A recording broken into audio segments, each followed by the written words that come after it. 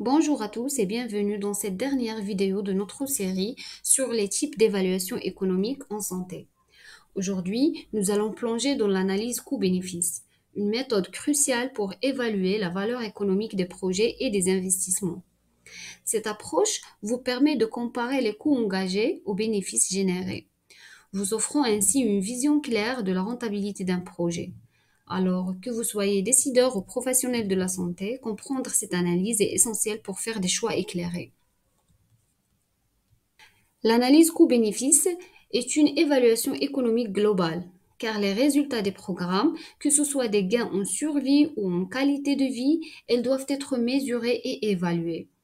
Les coûts et même les résultats sont mesurés et convertis en unités monétaires.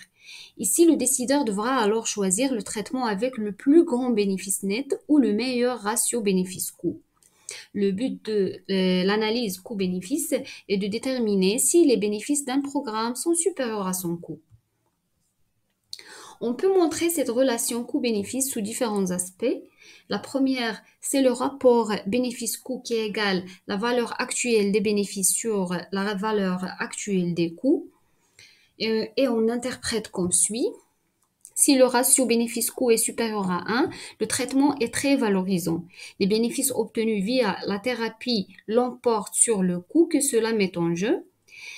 Si le ratio bénéfice-coût égale à 1, les bénéfices équivalents au coût, les bénéfices obtenus sont donc équivalents à l'ensemble des coûts entrant en jeu. Et si le ratio bénéfice-coût est inférieur à 1, le traitement n'est pas économiquement avantageux. Ce sont cette fois les coûts relatifs au traitement qui l'emportent sur le bénéfice. Le deuxième aspect de la relation coût-bénéfice est la valeur nette actuelle, qui égale la valeur actuelle des bénéfices moins la valeur actuelle des coûts. Si le résultat est supérieur à 0, alors les bénéfices sont supérieurs aux coûts et l'intervention en vaut la peine. Ici ici un exemple de programme de vaccination contre la grippe qui présente un ratio bénéfice-coût de 5,1, indiquant que chaque dollar investi rapporte environ 5,1 dollars en bénéfices, justifiant ainsi économiquement le programme. Et pour résumer, on a 4 types d'évaluation économique des programmes sanitaires. L'analyse de minimisation des coûts avec des conséquences identiques en termes de nature et d'intensité.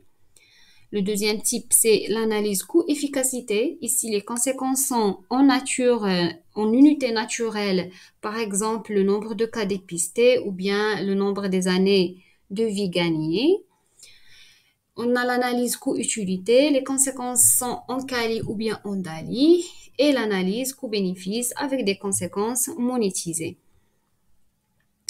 Alors, si vous avez des questions ou si vous souhaitez en savoir plus sur un aspect particulier de l'évaluation économique, n'hésitez pas à laisser un commentaire ci-dessous. Je serai ravie de lire vos retours et de répondre à vos questions.